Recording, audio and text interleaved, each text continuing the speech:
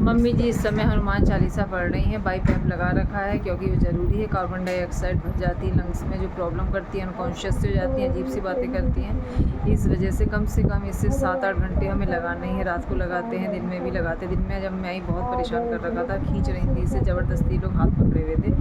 दिन में बहुत बड़ा जोरदार हंगामा काट रखा था।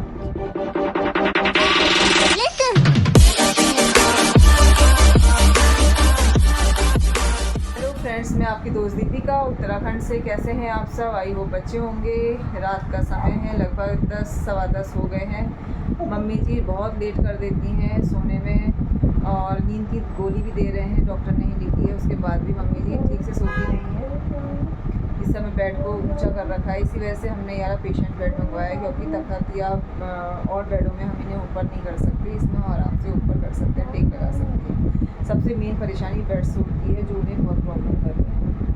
बस सुबह मुझे टाइम नहीं मिलता, तो इस समय ये बेड शीट चेंज कर दी है, ये शीट बिछा दी है। पहले हिमाद्री के लिए आई थी, फिर मम्मी के उसमें यूज़ हुई, अब मम्मी जी के उसमें यूज़ हो रही है। एक और मैंने मंगा दी है, क्योंकि एक मैंने मम्मी के लिए दिल्ली भेज दी थी। फिर आपको पता ही, अब तो मेरी मम्मी की डेथ हो चुकी है।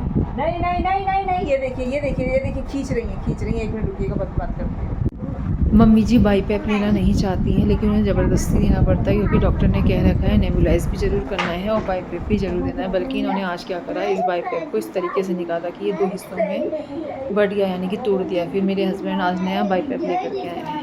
मतलब उन्हें ये होता है कैसे इसको निकाल दें, पूरे टाइम वो कुछ ना कुछ बोलती रहती है। हर यही कर रही थी, ये कह रहे थे बहुत परेशान कर रही, पूरा खींच देती है। और रात को सुबह मैं 4 बजे उठी, तो मैंने देखा कि ये साइड में कुर्सी में फेंक रखा था और ऑक्सीजन भी निकाल रही थी। अब ये रात भर भी हम कैसे जग सकते हैं? मुझे जॉब पे जाना होता है, इन्हें भी बाहर के काम करने होते हैं। हम कब तक जगे रहें? हमें भी तो नींद आती है, वरना हम भी बीमार पड़ जाएंगे। अपनी ओर से बीच बीच में उठ के नज़र रखते हैं, जब भी देखो ऑक्सीजन पाइप निकाला होता है, कभी नहीं भी निकालती है। पता ही नहीं चलता कि ये कब क्या करें। ये हाल हो रखे मम्मी जी।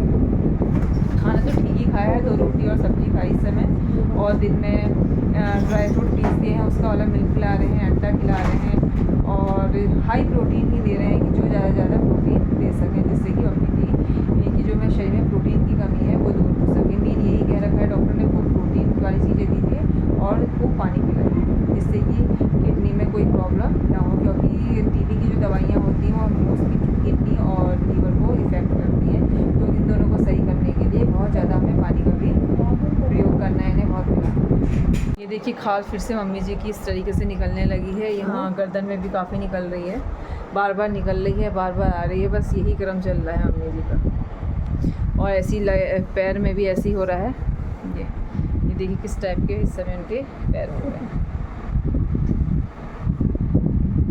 तो फ्रेंड्स, सुबह तक जब मैं थी, स्पंजिंग करके आ गई थी मम्मी जी की, और मोशन भी कर दिए थे, तो डायपर चेंज करके आ गई थी। अच्छे से नारियल का तेल भी लगा दिया था, बेडसूल में दवाई भी लगा दी थी। बेडसूल सही नहीं हो पा रहे, सबसे मेन प्रॉब्लम ये हो रही है।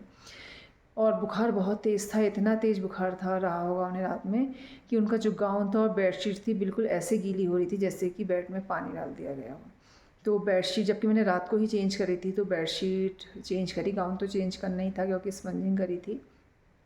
फिर उन्होंने गैस की दवाई खिला दी थी, फिर नाश्ता, ओट्स बना दिए थे नाश्ता, उसके बाद की दवाई सब मेरे हस्बैंड ने खिलाई होंगी।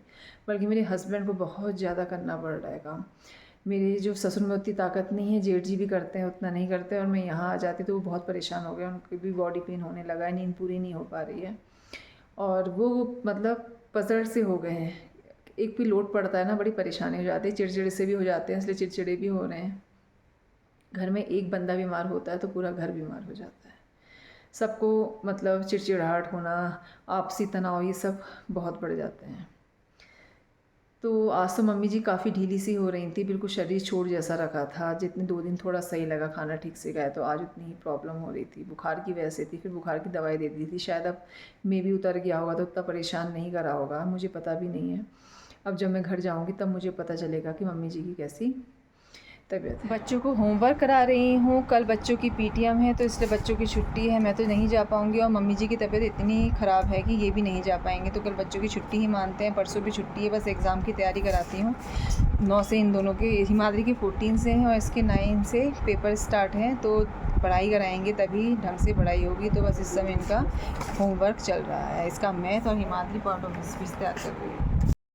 मम्मी जी का ब्लड टेस्ट कराया था जिसमें कार्बन डाइऑक्साइड टेस्ट हुआ था, तो मम्मी जी की रिपोर्ट सही आई है। थोड़ा सा कार्बन डाइऑक्साइड बढ़ा हुआ है, लेकिन 1% बढ़ा हुआ है, तो ऐसी गलत वो नहीं है। लेकिन हाँ, उन्होंने कहा है खट्टा कुछ भी नहीं देना है, ना नींबू, कोई भी खट्टे फल नहीं दे रहे हैं, वो उनको नुकसान पहुँचाएंगे। बस मैंने स्कूल से आके उन्हें 1 गिलास दूध पिला दिया था, उसमें पिसे हुए मेवे डाल करके, और 2 अंडे की भुजिया बना के खिला दी थी। अब बस थोड़ी देर में उन्हें खाना खिलाऊंगी। चलिए फिर मिलती हूँ आपसे नेक्स्ट वीडियो में, तब तक नमस्कार, बाय बाय।